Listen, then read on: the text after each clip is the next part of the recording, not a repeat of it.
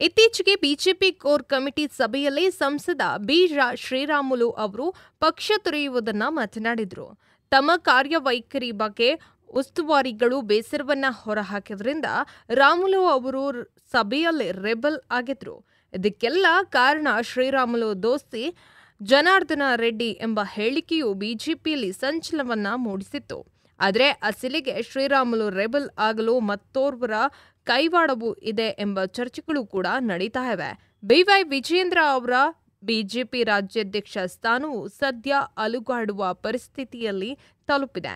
ಇನ್ನು ಸ್ವಪಕ್ಷದಿಂದಲೇ ಭಾರೀ ವಿರೋಧ ಎದುರಿಸ್ತಾ ಇರುವಂತಹ ವಿಜಯೇಂದ್ರ ಅವರ ಬಗ್ಗೆ ಮತ್ತೊಂದು ಗಂಭೀರ ಆರೋಪ ಇಲ್ಲಿ ಕೇಳಿಬಂದಿದೆ.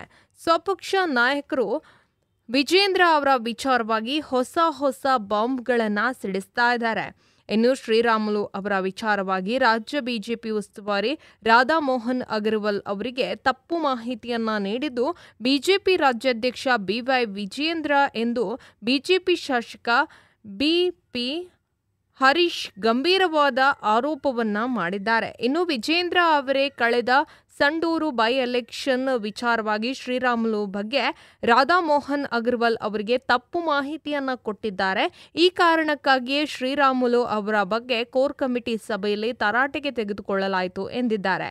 ಇನ್ನು ವಿಜಯೇಂದ್ರ ಅವರು ರಾಜ್ಯಾಧ್ಯಕ್ಷ ಸ್ಥಾನದಲ್ಲಿದ್ದುಕೊಂಡು ಈ ಕೆಲಸ ಮಾಡಬಾರದು. ಸ್ಥಳೀಯ ಚುನಾವಣೆಗಳನ್ನ ಪಕ್ಷ ವಿರೋಧಿಗಳಿಗೆ ವಿಜಯೇಂದ್ರ ಸಾಥನ್ನ ಕೊಡ್ತಾ ಇದ್ದಾರೆ. ಬಿಜೆಪಿ ಜಿಲ್ಲಾಧ್ಯಕ್ಷರ ಆಯ್ಕೆಯನ್ನ ಅವರು ಬೆಂಗಳೂರಿನಲ್ಲೇ ಮಾಡಿದ್ದು, ಇನ್ನು ದಾವಣಗೆರೆ ಜಿಲ್ಲಾಧ್ಯಕ್ಷರ ಆಯ್ಕೆ ಬಗ್ಗೆ ಅವರ ಮನೆಯಲ್ಲೇ ಸಭೆಯನ್ನ ಮಾಡಿದ್ದಾರೆ.